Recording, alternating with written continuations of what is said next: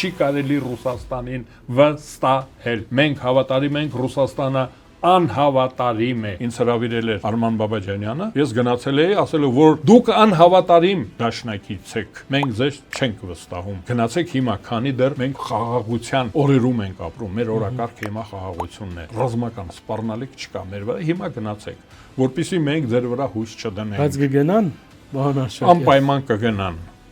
անպայման, նրանք կգնան, նրանք իրենց կարգավիճակը չեն կարողանում մշտել, որպես փրկիչ, որպես ազատարար, որպես մշակույթ բերող, որպես քրիստոնեությանը պաշտպանող ուժ, այլևս իրենք այդ առաքելությունը չեն ճանաչում։ Իրենք չեն ճանաչում այդպեսի, որպես զավթիչ։